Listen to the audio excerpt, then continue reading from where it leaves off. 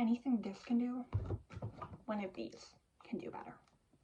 When I was about 13 years old, and my taste was much less refined than it was now, I picked up this book, Shadow and Bone, read it, enjoyed it, but pretty much never thought about it again until about 4 years later when I decided I needed to write a book set in Russia, despite never having been to Russia and essentially knowing nothing about Russia. So, as education, I decided to read every single book I could find that dealt with Russia. To be clear, I am not Russian, and I'm not really super qualified to criticize like how actually Russian these books are. I did learn a little bit during my research that showed me that Shadow and Bone did get a lot of things wrong, and there were a lot of Goodreads reviews that already go into this if you're looking for like the actual perspective of actual Russian people. But what I didn't see a lot of people talking about was what to read instead of Shadow and Bone, and I needed to discuss this because while I was doing my whole reading every Russian book experiment, I came across what is probably my favorite book of all time, and I have never seen this book talked about on YouTube. For a while, I would like genuinely look this book up every few months and be like, hey, is anyone talking about this yet? Has anyone made a video about this? And it was always like the same 4 videos that I'd already watched on my recommended, and I was like, okay, someone needs to bring this into discussion. So Shadow and Bone was the very first, it wasn't the first Russian fantasy book, but it was essentially the book that made other people want to write books about, like fantasy books.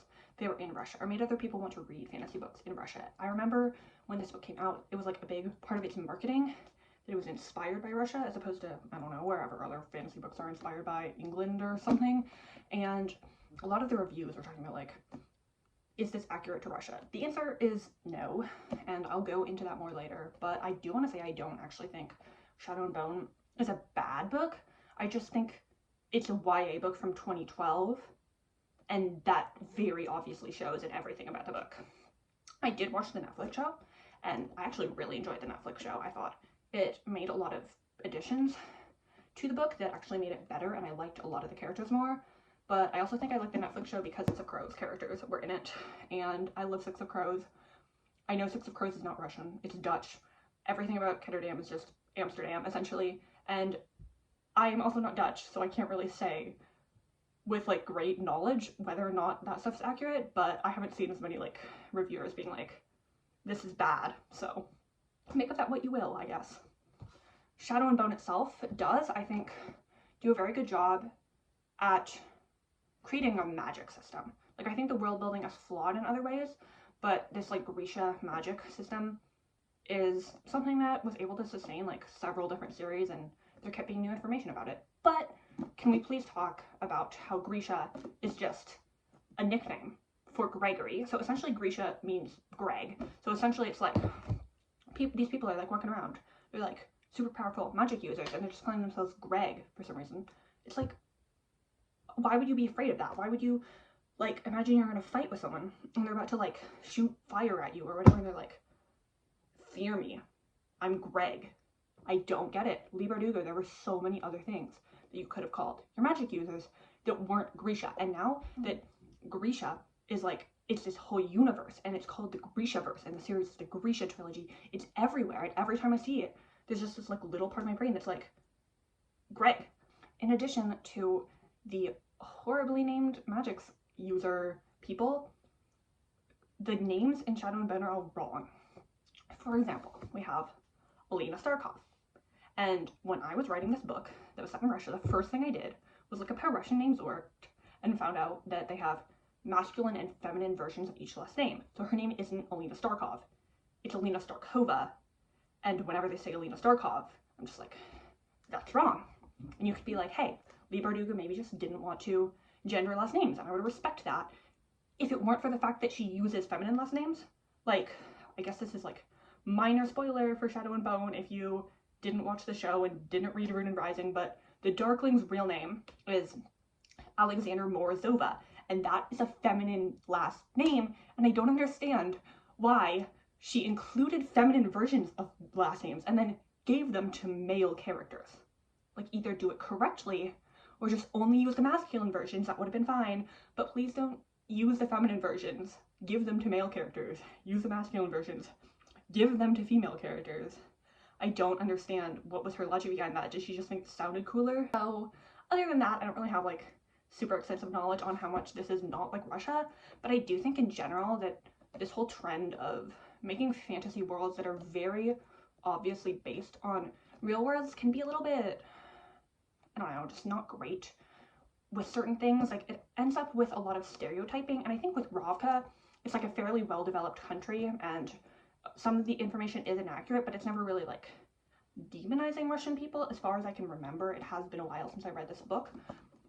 But I think some of the other countries in this world kind of got a worse treatment. Like, for example, the Shuhan don't really get any kind of traits other than just being like very stereotypical Asian, and they're not even like a specific country in Asia. It's like we have Russia, we have the Netherlands, we have Ireland, which is the Wandering Isle, we have, and then we just have all of Asia in one country. So I don't understand.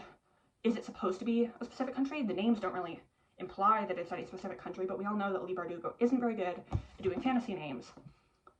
Either way, I think she could have done a lot better than just having certain countries be the good ones and certain ones be the bad ones. I think that it might have been better to either actually set it in like a fantasy version of the real world if she really wanted to go off of like this Russia things. There are books later in this video that I'll talk about that are set in actual Russia and use that to form their mythology and their magic systems, or just set it in fictional kind of Russian-based country, but don't really go into all these, don't really give every single other country a specific assignation for what it is. Or if you do, at least be aware that when you're doing that, you have to be cautious of the fact that there are real groups of people who are essentially attached to these like fictional countries that you've made. Shadow and Bone has its strengths. Like I said, I do think the magic system is quite well developed, and I liked the idea of it as sort of connected to science instead of just pure magic. It feels, I think it's definitely like one of the most well developed magic systems in the books I'm going to talk about. Some of the others are just quite vague, and this one has very distinct rules to it, and each Grisha has their own distinct powers, and they're never really too powerful or not powerful enough. It feels very balanced out, and the whole story behind the Shadowfold is also very interesting, and getting to see, especially, I don't know how much of this was in the book, but in the show, getting to see kind of the political implications of the magic and the Shadowfold is so interesting, and I think something that should definitely be explored in more different fantasy books. The other like issue kind of with Shadow and Bone is the like very 2012 YA characterization romance thing it has going on. I don't really know how else to explain it, but essentially it's like Alina, who is very chosen one, kind of not like other girls type character. It's definitely improved upon in the show from what I remember, and I don't hate her character in the books, but she has that sort of I'm not special vibe going on until she realizes she's a Slin Summoner, and then suddenly like all the boys are in love with her, which is very cliche, I guess. And then we have Maul, who I hated in the book and then I liked in the show, but in the book I remember him being very unsupportive of her powers, and it felt almost like Maul is only here as Alina's love interest because they grew up together, but since we didn't actually get to see them grow up together, we're told that they care about each other and that they matter to each other, and never really get to see how they actually do because they spend so much of the book either apart or like fighting with each other. And we have the Darkling, who is definitely an underutilized character. Like, I see people saying like the Darkling is a good villain. I don't think the Darkling is a good villain. People like him because he's hot, and like, yes, Ben Barnes is hot. I guess Darkling was described as hot before the show existed, but beyond that, I really don't think there's that much to his character. I think there could have been a lot to his character, but I think as it is in the book, he really doesn't have all that much depth. We just think he has depth because we are presented a version of him that isn't true to who he is, and then when we find out who he is, we're surprised, but we never really know like how much of that version is true. And the idea of Alina and the Darkling is definitely like controversial. I don't really think in the context of Shadow and Bone as it is, it would have worked. And I don't think Shadow and Bone as like a YA fantasy is really the right kind of story to deal with like kind of unhealthy relationships, because like there are some YA books that like very explicitly do deal with abusive relationships, but I don't think what Alina and the Darkling had would have been like an abusive relationship book. It would have been just like, because it was just like a love triangle, and obviously he is like an abusive person, but I don't think that while this is trying to have its whole fantasy plotline and all these other elements, I don't think it would have had the really ability to really delve into what that kind of relationship might mean. And I think when you're writing like adult fiction, you can portray like that kind of relationship that really does have like very questionable power dynamics, and you don't have to necessarily explicitly condemn it. And it's not that I don't think teenagers can read complex books, it's just that like YA as a marketing category likes things to be a little more black or white, and I don't think that, I think that kind of harmed Shadow and Bone and its ability to do much interesting stuff with the Darkling character, because the way that this book was marketed and the way it was like brought to people was as a book that would have like a romance that you could ship, and I don't really think that's what Alina and the Darkling would have been. Maul just like was boring to me. I don't really have much to say on him. I liked him a lot better in the show. I thought they established the relationship a lot more, and getting to see him like actually do things while Alina was in the Little Palace was like helpful. But in the book, we never really got to see him. In the first book, they were separated for almost the whole time, and because we didn't get to see him and Alina wasn't getting those letters, you just get the sense that he doesn't care about her, and it's really hard to support or like even be invested in this relationship where only one person seems to care. It's admittedly has the best pacing, I think, of these books. Maybe because it's a YA and all the other books I want to talk about are adult, but it moves pretty fast, but not too fast. Like, it feels like you get to see a sense of like what the world is like around her before you're really thrown into it, but it never feels like it's dragging, and it's always pretty easy to understand what is going on. This is definitely a book that is good for like a reader who maybe doesn't like who maybe doesn't read a lot of fantasy or doesn't like their books to be a little like too weird or too confusing. It's very accessible.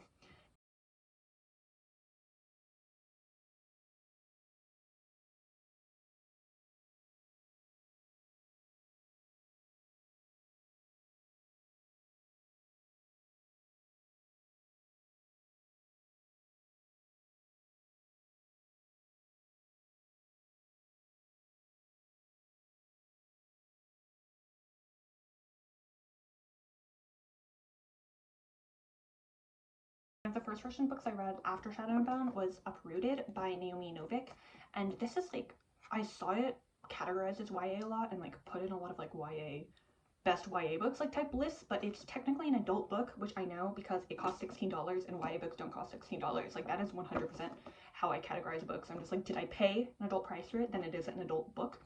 And I understand why people thought Uprooted was a YA book, because I think it kind of, some of the themes and ideas that are in this book feel very similar to themes explored in a lot of popular YA books. It follows like a teenage girl main character, which I think all of these books do, and it kind of shows how she doesn't really fit in her community and feels set apart from everyone, almost in a little bit of like a not like other girls kind of way, which I didn't 100% love, but she does have this like very strong friendship with another girl, which I really appreciated because I love female friendship in books, and I don't think Shadow and Bone really had that going for it, because the only real like friendship eventually it did have Alina and Genya. Actually, I did like Alina and Genya. I don't know how I forgot about her, but I think the friendship was like really central to the plotline of this book, more so than it was in Shadow and Bone, and I appreciated that aspect of it. But I do think the main character felt very like similar to other YA girls, even if it's not a YA book. Also forgot to mention that this is always on like lists of Russian books, but it is actually Polish inspired, I believe, and there's a lot of very similar folklore there, so I get why it's like put on the Russian list. I just wanted to like clarify that, so I sound like I know what I'm talking about. Like, the main character's name is Agnieszka, and I'm like fairly certain that is a Polish name. Slight difference there, but I think there are a lot of common myths between those two countries, which allows this to kind of fit into that same category. It's about this girl, Agnieszka, and one girl in her town each year is always taken by this kind of wizard being that they call the dragon, and I don't think at the beginning we really know like what happens to these girls, only that nobody wants to go, and everyone's like pretty certain that it's going to be her best friend that gets picked, but she ends up getting picked instead.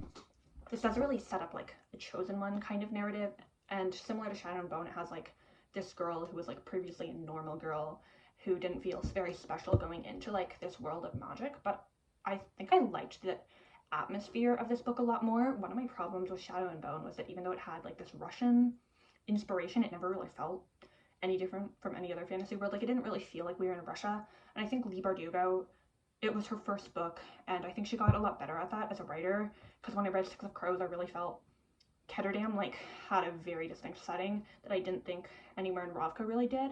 But this one, I think, has this really like kind of magical, whimsical type setting. It almost reminds me of Howl's Moving Castle in terms of girl and this like kind of wizard figure who in some ways could be similar to Howl in terms of like being magical and having like some questionable traits. Like he's not, I've seen a lot of like criticism of him for being mean to her, and I do understand where that's coming from. Like their relationship was not 100% like a healthy relationship. I do think that in like adult book as opposed to YA, there is more room to explore that. It's also been a long time since I read this book, so I cannot say 100% like how I feel about it, but I thought that what Naomi Novik was doing with the characters was very interesting, and kind of the way that this girl is taken and she assumes she's going to be a captive, but she's actually there because the dragon has like realized that she has magical abilities and she's going to learn how to use those, I think was like kind of a fun little twist. And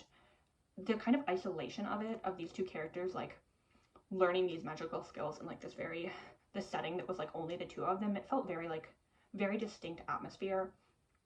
And I really liked that first section of the book where it's like she learns how to do magic, and she has like her magic abilities are very different from the other people in this world, and her methods of doing this magic is very different. Like I know the dragon has this very like orderly approach to it. It's very like specific, like there are a lot of rules, and when Agnieszka's doing it, it's very much more like this is what I felt is based on like this kind of like instinct, and seeing how that contrasted is always very interesting. I love seeing like an established magic system and then seeing how that magic system changes and how different people react to it.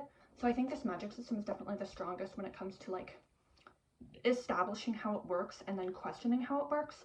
It feels very understandable. Like I always know what's going on with the magic. I'm never like, how did that happen? But there are still elements of like it can change, and we're still curious about it and still learning a lot more about it throughout the story, and we kind of get to learn it along with the main character, which is always a thing that I appreciate. Shadow and Bone has a little bit of that aspect as well, but she's very aware even at the beginning like that Grisha exists, whereas in here the idea of magic, even though they know about it, they know a lot less about it I think than the average person in that world would. And the writing I also really enjoyed. I do felt like it kind of dragged a little bit at times, but I just remember reading this book and really loving the first half, and then being kind of the second half I think got more into like the politics of their world and stuff, and I don't remember being as interested in that. But again, I read this when I was like 17 or so, and I didn't really have the same reading taste as I do now, so I might feel differently about it now. But I thought the sections with just the dragon and Agnieszka, where it focused on like her magical abilities, were much more compelling than kind of the broader world. It didn't really feel like a super broad world, which almost worked because, like I said with Shadow and Bone, I don't love worlds that are clearly based on real cultures, and the fact that we didn't see quite as many different countries in here made it feel more specifically rooted in like the Slavic fantasy elements, and didn't feel like, oh, this is just the real world, but the country names are different. And I think kind of a narrow focus worked very well in the beginning to create like a very distinct atmosphere and interesting reading experience. And the writing style definitely added to that. It was very well described and interesting, but at times it did kind of feel like a lot. Like there were just times when I didn't fully process like what I was reading and had to like go back and be like, okay, well, let me see this again. So a little less accessible, I guess, than Shadow and Bone, but I still think this is like a good fantasy to read if you're like mostly reading YA and haven't really branched out into like adult fantasy yet and want something that has some of those same YA elements, but a little bit of a different twist to it. The next book I have is The Bear and the Nightingale by Katherine Arden, and this is the first book that I'm talking about that's like actually set in Russia and not like fake fantasy Russia, which I actually like a lot better because I think it allows for a lot more interesting things to be done with the world building. But this book is about a girl named Vasya, and she lives in, I think it's just called Rus at that point. It's like very, very old, and she lives in like kind of like a countryside, nature-y part of Russia with her family, and is slowly kind of exposed to magic over time. And I know there's like a plot with, I think she has a stepmother who's very opposed to like magical things. This is a trilogy, so I don't fully know everything that went down in the first book as much. I don't remember it as well as the later two. I think this was probably the book in the trilogy I actually enjoyed the least. I thought they got better as they went on, but I still really enjoyed this one. I think what this book does that the other books don't really do, that's very interesting to me, is it sort of takes this historical context of very old Russia and adapts the magic system to fit in with the historical context. Like, one of the major themes in here is kind of the beginnings of like Christianity, and there are these characters who are like very opposed to these like folklore elements and this old Russian magic, and the reason that they're opposed to it is because it goes against their like Christian beliefs. And I thought that was super fascinating in terms of like, a lot of the time when we see people who are opposed to magic and fantasy, like they're given some kind of religious reason, but it was really interesting to see it as like an actual real world religion with like a historical context, and also see kind of the conflicts of these religions, because I think a lot of the time when you have like a fantasy and it has like these different fantasy religions, they essentially just coexist in this fantasy world. And in here you can see like how the magic itself is changing and adapting, and how it's like these magical beings are like forced into hiding because the world is becoming less and less accepting of what the magic is. I also think that in terms of like characterization, this is my favorite of these Russian fantasy books. In some way, I think a lot of these books have a little bit of like a not like other girls kind of vibe, but I think it's kind of overcome here. Like, Vasya is very much like unhappy with her place in society, but I don't think it doesn't have that same vibe of like, I'm not special, and then being the chosen one and like feeling so separated. It's less that she's opposed to other women, or like, and more that she's just opposed to kind of her place in life and wants to move beyond it. But there are other female characters in this story who she ends up having positive relationships with. And I know in the second book, like her sister, I think, is a major character. And I felt very sympathetic to her as a character, and felt like I could empathize with her a lot more than with some other characters who like it felt like there were very valid reasons for her to be kind of opposed to traditional femininity in like the very old times. And I didn't really mind that aspect of her character, even though sometimes in books it can bother me. This one really gave like distinct characters to people from mythology. Like, one of my favorite characters in here is Morozko, who's like the frost demon, also like the sort of love interest. This one definitely has my favorite romance of all of the books. It has like an element of like, here is this teenage girl and like an immortal figure, which is kind of in all of these, and I know it's like definitely not a romance trope for everyone, but I think it was done quite well here, in that we get to see kind of how these characters, there's never like a lack of knowledge, like they always kind of know who each other are, and we get to see how this relationship builds over the course of like 3 books, and it develops a lot more slowly, and we get to see kind of the questions behind it. Like, other characters are like kind of to Vasya, who's very involved in this magical world, will kind of question like, how is this going to impact your life, and what does this mean, and have a lot more actual examination of how like a relationship between these 2 very different figures could work. And it doesn't, like, at no point does Morozko really feel like a regular like guy, the way that I feel like sometimes like immortal love interests do. They just feel like people who are like 20 or whatever, but he very much does feel like who he is supposed to be.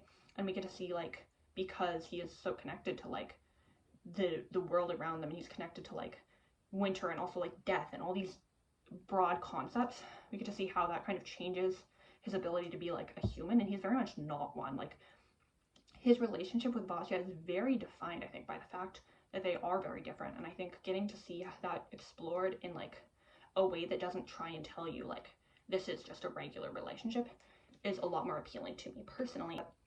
I would highly recommend this. I do think the plot is a little bit slow at first, but it definitely picks up, especially in like the later 2 books. By that point, it's a lot more fast-paced, and I remember being like reading this one took me a while, but reading the second 2, I read them both very quickly. And I think this one's good for people who want like a pretty complex exploration of like magic systems and mythology, and it also has very well-written lyrical kind of writing that creates this very distinct setting. It's very atmospheric, and it's like mostly set in the winter, and we really get this really strong sense of place of where these characters are, and all these elements that maybe make for a little bit of a more slightly challenging read than say something like Shadow and Bone, but also a more fulfilling one, I think. And despite it being like fairly complex in some of the ideas it explores and like the way the magic works, and the historical context, it never really feels hard to follow. Like, it is still a pretty straightforward plot. It makes sense. And I don't think that the average reader of this book would like struggle to understand what's going on or who these characters are or what the author is talking about. So, last book, Deathless by Katherine and Valente. This is my favorite book, probably. I mean, I feel like readers like never like to actually choose a favorite book, but if someone like forced me, like if I had no choice, I think I would go with this because it really changed the way I think about what I like in books. Like, when I read this book, I was like, you know, I don't really like lyrical writing. I like it when things are like simple and straightforward and easy to understand. And then I read this and I was like, actually, I love it. I love lyrical writing when it's done well.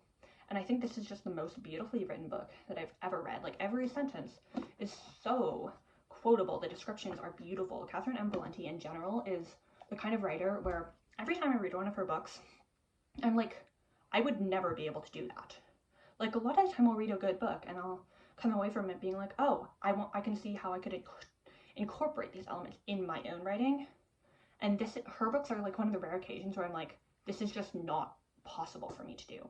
Like, there are so few people who could write this book, I think, because it's so complex and so beautifully written and so creative.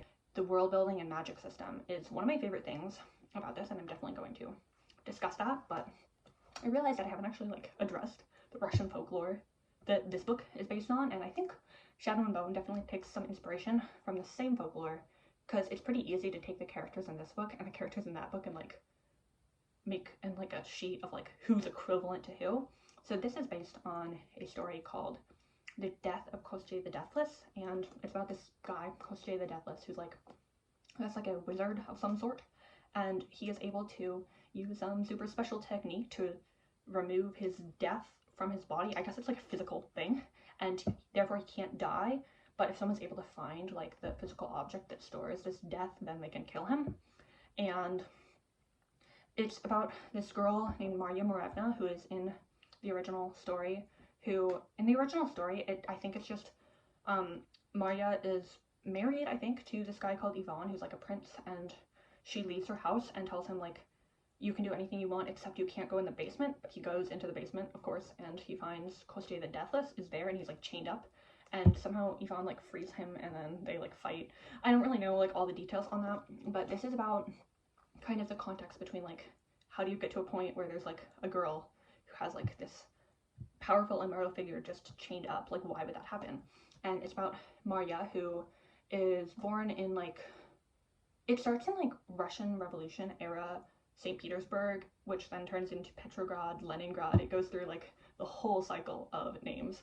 But it talks a lot about how she's raised in like communist Russia, and how it's in this very specific period where the world is very much changing from like the Tsarist Russia with like the king and queen to the communist Russia. And I believe her family is like somewhat wealthy, but they go through like this shift where like all these new people are moving into their house. And what I love about the book is how the magic system shifts along with the world, the external world. So, for example, there are these creatures called domovoi, which are kind of like little creatures that live in your house. It's kind of like a house elf from Harry Potter, I think. That's probably a horrible way to describe it, but they're these little creatures, and there's one in each person's house, and their job is essentially to take care of the house, and each family will have one. But when Russia became communist and developed like this communal housing, all these new people were moving into these old houses, and in this book, like the domovoi come with them, so that instead of having one per house, there will be a bunch per house, and they form like a whole committee where they democratically vote on things. And it's very obviously like these fantasy creatures adapting to modern government in a way that I've not really seen portrayed a lot in fantasy, that I thought was so interesting. And it's kind of explored more and more throughout. Like, we get to see how these characters are affected by, for example, World War II. Like, there's a section in this book that details the siege of Leningrad, and it deals like pretty heavily with like some themes of war and like starvation and pretty difficult topics. So it's definitely not like a light or easy read, but the way it uses these historical political themes to kind of strengthen this fantasy world, and the way it builds the magic around that, is super interesting to me. And we get to see kind of how some of the magic is almost fading away and becoming less useful in everyday life and less necessary. Like in the Leningrad section, there's a character who's a rusalka, which are like kind of water spirits, and they typically live in like lakes and rivers, but we see this character who's living in like an apartment in Leningrad, and there's another character who's like, why don't you just leave and go back to being magical? She says that like that's not what she is anymore, and we see how like these like magical beings have adapted so thoroughly to the modern world that they can't really go back to the more traditional like the more traditional lives they would have in like the folklore that you would expect. This one is also, I talked a bit about Alina and the Darkling and like that relationship. I have heard this book described kind of as like Shadow and Bone if Alina and the Darkling was like a thing, but I think that's kind of a discredit to not only like the many other ways to which it is superior than Shadow and Bone in like using actual Russian history and having a more interesting magic system and world building and better writing, but I also think that the relationship is very much like here is this young teenage girl who is kind of taken almost captive by this mythical figure who could kind of be seen as evil. I don't really think he's evil. I think it's a bit more complicated than that, but the way that it kind of explores this relationship, it doesn't really feel like a ship or like, oh, you should be a fan of this, but it's more just like, I think it's very much like an unhealthy relationship, but you're never really told how to feel about it. It's very like the author is going to present this relationship for what it is, and it is up to the reader to decide how they feel on it. But it discusses a lot of topics, like this girl Maria is taken when she's like 16 and exposed to all this magic, and even before that she gets to see magic at like a really young age, and it's like related in some way to Kostya, and there's a moment where she kind of confronts him for really keeping her from ever being able to live a normal life, and at one time she even leaves and attempts to like start a normal human life with this like human character Ivan, who is like essentially the Maul of this book, and he's terrible. He's worse than Maul, but like I think that's the purpose. A lot of the characters in here aren't really just characters, but they're kind of metaphors for things. Like Kostya his character is essentially a metaphor for like life as a concept, and it's really fascinating because a lot of the ways that like his character is described feel like he would be like a death type character, but the book is kind of talking about how like life is cruel and all that. So by taking this character who like represents, he's like the god of life or whatever, and making him like kind of a cruel or unreasonable figure who kind of can be very demanding of people, it's like a very interesting way. It's like kind of a bleak but unusual way of looking at these things, and it offers like a different perspective than just like, oh, here's evil guy, he's associated with death. And I don't really think, like I said, I don't really think he's evil so much as he's just a metaphorical representation of life, and therefore not 100% good, because that's not how life is. Like, he does have a character beyond that metaphor, but I think the metaphor definitely kind of shapes his character in a way. And Ivan as a character is less of a character and more of like a theoretical of like, this is what Maria's life would have been, and this is the kind of person she would be with if it hadn't been for all this magic. But because she was exposed to magic, she's not ever really able to fully like convert or embrace that life. She's not able to like assimilate into it, because there's always this part of her mind that is like instead influenced by magic. But I will say, this doesn't actually bother me, but it kind of did when I first read the book. When I first read this book, for about like, there's like I think 6 sections, and for about like 4 out of 6 I was like, okay, I get it, I get what's going on. Like, it's kind of a weird book, but I understand it. And then after like the Leningrad section, it really took a turn and got extremely like metaphorical and very difficult to understand. Like, at one point these characters were just in a new setting, and I had no idea why they were in that setting. I didn't know who was dead and who was alive, and I had no idea what was going on. And when the end happened, I was like, I don't know how this ended. I genuinely don't get it. And I read a lot about like people talking about this book and like the author's inspiration, and I was able to kind of piece together what all this whole really confusing last section meant. But it definitely doesn't make sense on first read, and if you're the kind of person who likes a book that has a straightforward structure and plot and is pretty easy to follow, I don't think this will work for you. And even if you have a high tolerance for some weird stuff, it is very confusing at times, and it definitely feels like the kind of book that you need to read more than once to fully understand it. And obviously, if you don't like a book, you're not going to want to pick it up again.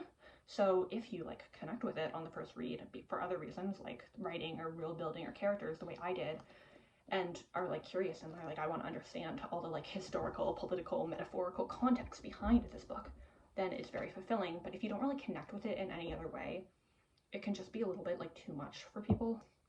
But highly, highly recommended for me. I think it takes the sort of a lot of the things that Shadow and Bone is trying to do with this character who's caught up between magic or non-magic worlds, and two different people who kind of represent these different sides of her life, and explores them in a much more interesting and nuanced way than that book really has the ability to do. If I were to rank these books for like recommending them people, this one is good for people who are like just getting into fantasy and want something pretty fun and quick, easy read that has some interesting world building but is never really a challenge to follow. I think this one's good for people who want something a little more difficult but not too complex or confusing, and are looking for a book with like a really interesting atmosphere and magic system. This one is great for anyone who's interested in like Russian history combined with Russian fantasy, and a very interesting take on like the romance between a human and an immortal figure that feels very complexly developed. And this book is just the best book. Good for anyone who loves beautiful or lyrical writing, complex historical context behind like their magic systems, and a lot of metaphors, I guess. I really hope that more people read Deathless, because it is just a crime how little people discuss it when there is so much to be said. So this is like my task, my mission. The whole reason I have a YouTube channel now is just to tell people to read Deathless.